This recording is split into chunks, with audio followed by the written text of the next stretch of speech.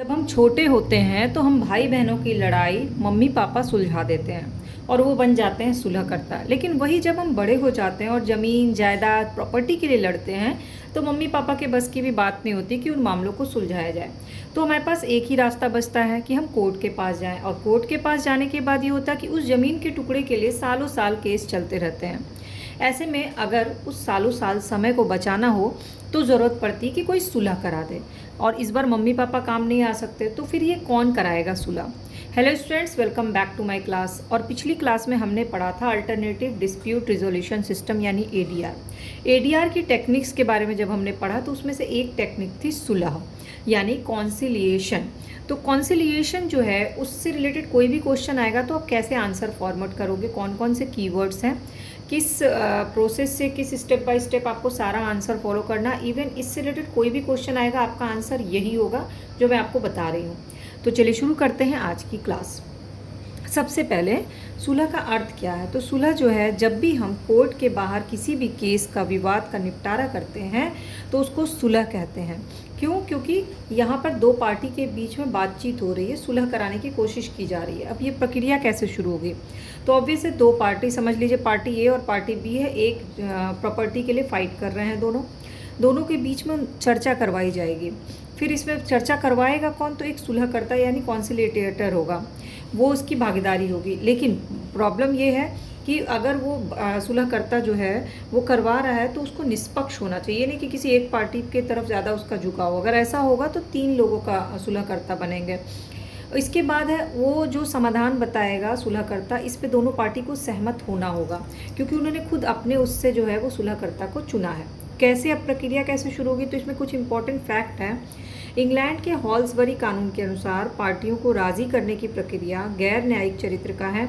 ये हॉल्सबरी कानून में कहा गया है कि ये बेसिकली दो पार्टी को बीच जो वार्तालाप कराया जाता है उससे उनको राज़ी करने की कोशिश की जाती है, और ये एक नॉन जुडिशियल टाइप का है यानी गैर न्यायिक चरित्र का है। इसमें मुकदमेबाजी की तरह प्रोसेस नहीं होता है, मुकदमेबाजी से ये अलग है। और इसमें जो फैसला होता है वो पार्टियों पर बाध्यकारी होता है। सुलहकर्ता ने जो डिसीजन सुनाया वो उन्हें मानना पड़ता है, बाद में वो डिनाई नहीं कर सकते कि नहीं मैं ये नहीं मानूंगा। और सुलहकर्ता जो वो सरकारी अधिकारी होता है, इसलिए भी मानना होता है। ऐसा नहीं कि आपका कोई फैमिली मेम्बर जो है वो सुलहकर्ता बन जाएगा। सुलहकर्ता का अलग एक प्रोसेस होता है। कैसे होता है चलिए वो समझते हैं। तो 1996 के मध्यस्थता और सुलह अधिनियम बनाया गया। 1996 में उसका कुछ दायरा प्रावधान रखा गया सुलह करने के लिए। वो शुरू होता है धारा 61 से 61 से। तो सुलह की प्रक्रिया विवाद से शुरू होती है। जब तक कोई दो पक्षों में विवाद होगा नहीं, तब तक सुलह की प्रक्रिया कैसे शुरू होगी? और विवाद जो है वो कानूनी संबंध से उत्पन्न होते हैं। तो भाग 3 में कुछ विवादों पर ये लागू नहीं होता है सुलह। ऐसा नहीं कि हर मामले में सुलहकर्ता काम कर सकता। कुछ ऐसे मामले हैं जिसमें सुलहकर्ता काम नहीं कर सकता है, तो वो डिटेल कहाँ दिया गया? भाग 3 में दिया गया है। अब आते हैं धारा 63 में। तो धारा 63 कहता है कि सुलहकर्ता की संख्या कितनी होगी, उनकी योग्यता क्या होगी। उनकी संख्या या तो 1 होगी या 3 होगी। 1 से अधिक होने पे वो संयुक्त रूप से काम करेंगे। ये किस में है? धारा 63 में। फिर आता है धारा 61 और कहता है कि सुलह का आवेदन करना होगा दोनों पक्षों को। आवेदन का एक दायरा फिक्स होगा। कानून से संबंधित वाद होना चाहिए।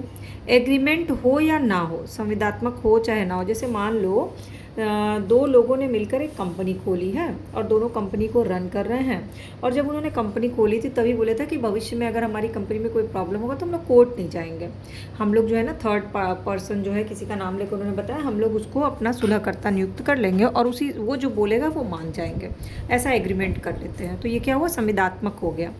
तो कुछ विवाद सुलह के लिए प्रस्तुत नहीं किए जा सकते हैं, जैसे कि उदाहरण है अनुबंध टॉर्ट्स, किसी के कर्तव्य का उल्लंघन किसी ने किया हो, कोई लापरवाही की हो, कोई उपभोक्ता का विवाद हो, कोई साझेदारी में मतभेद हो मतलब पार्टनरशिप में, कोई उद्योग संबंधी विवाद हो, कोई पारिवारिक विवाद है 2 लोगों के बीच में, तलाक का मामला हो, सामाजिक संघर्ष चल रहा हो, या वसीयत विल का मामला हो। ये सब मामले में सुलह नहीं कराई जा सकती, ये सब तो कोर्ट का मामला है। तो फिर बात यह है कि इतने सारे मामले तो ठीक है, तब भी बहुत सारे ऐसे मामले हैं जहाँ सुलह की बहुत ज़्यादा ज़रूरत होती है ताकि कोर्ट पे जो है वो लोड कम पड़े और मामले बाहर ही निपट जाए। अब चलते कुछ फैक्ट्स देख लेते हैं। तो इसमें अधिनियम के भाग 3 में सुलह संबंधी प्रावधान अधिकतर वही हैं जो यूएन के UNCITRAL में दिया गया है। ये एक फैक्ट है जो आपको अपने आंसर में लिखना चाहिए। पक्षकार अपनी स्वयं की प्रक्रिया निर्धारण के लिए स्वतंत्र है, मतलब पक्षकार खुद डिसाइड करेगा कि उसको सुलह कराने की कौन सी प्रक्रिया करनी है। और अगर प्रक्रिया ना सोच पा रहा है तो वो भाग 3 का प्रयोग करके हेल्प भी ले सकता है। इसके बाद सुलहकर्ता की नियुक्ति की जाएगी। अब वाद तो पता चल गया और दोनों पक्ष मान भी गए, तो अब होगा सुलहकर्ता की नियुक्ति। नियुक्ति कहाँ दिया गया? धारा 63 में दिया गया है। डिफ़ॉल्ट रूप से एक सुलहकर्ता होगा, चाहे तो 2 भी हो सकता है, 2 से अधिक अगर होंगे तो संयुक्त कार्रवाई की जाएगी।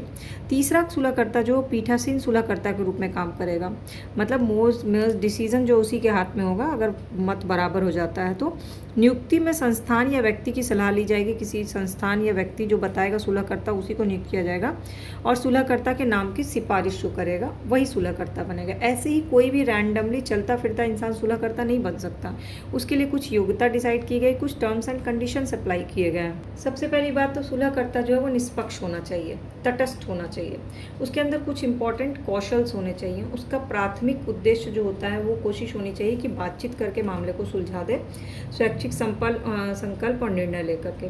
फिर आता है धारा 65। तो सुलहकर्ता को विवरण का प्रस्तुतिकरण, दोनों पक्ष अपने वाद से रिलेटेड सारा विवरण उसको देंगे। सुलहकर्ता पक्षकारों से वाद का संक्षिप्त लिखित वर्णन मांगेगा और ये दोनों पार्टी वर्णन देंगे, लेकिन वर्णन के साथ साथ जिन्होंने जो अपने केस का सारा डिटेल कंपनी से रिलेटेड, मान लीजिए कोई केस दिया है तो उससे रिलेटेड सारे दस्तावेज यानी पेपर भी देने होंगे। फिर सुलह कार्रवाई की सूचना उन दोनों पार्टी को दी जाएगी और सुलहकर्ता अपने हिसाब से कार्रवाई शुरू करेगा। फिर आता है धारा 67। धारा 67 कहता है कि सुलहकर्ता की भूमिका क्या होगी।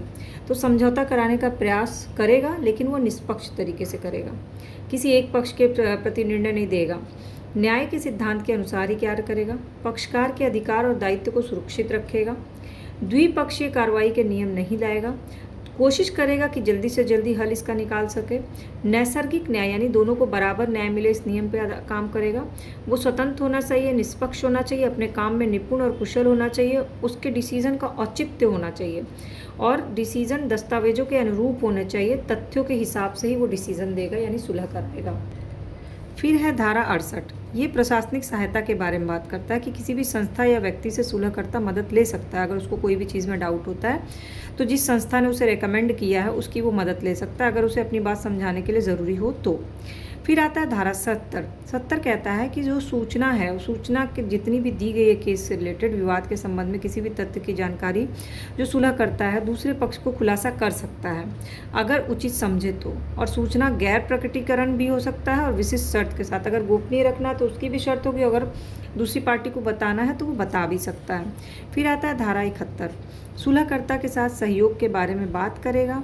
पार्टी को लिखित सामग्री, सबूत और बैठक में भाग लेना अनिवार्य है। ये नहीं कि सुलहकर्ता नियुक्त कर दिया गया कॉन्सिलेटर और दोनों पार्टी भाग ही नहीं ले रही है उसमें, तो फिर ये बेकार हो जाएगा। इसलिए पार्टी को अनिवार्य रूप से बैठक में भाग लेना होगा।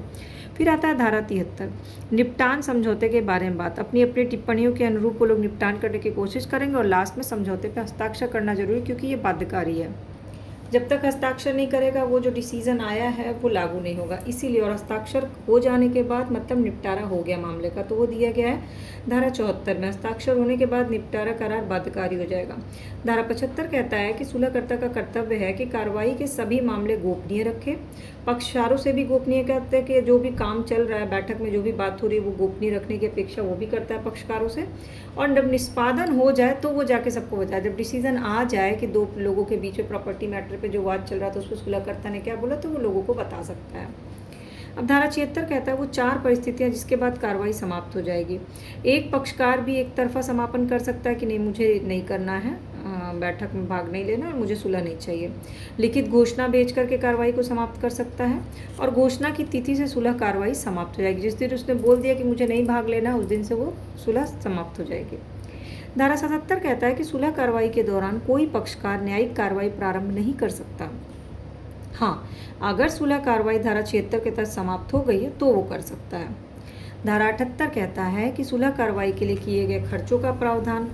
सभी खर्च पक्षकार वही करेंगे, दोनों पक्ष मिल करके खर्च उठाएंगे और इक्वली उठाएंगे। इसमें सशर्त ही जो है वो खर्च उठाया जाता है और इक्वली उठाया जाता है। तो ये किसमें खर्च के बारे में किसमें दिया गया है?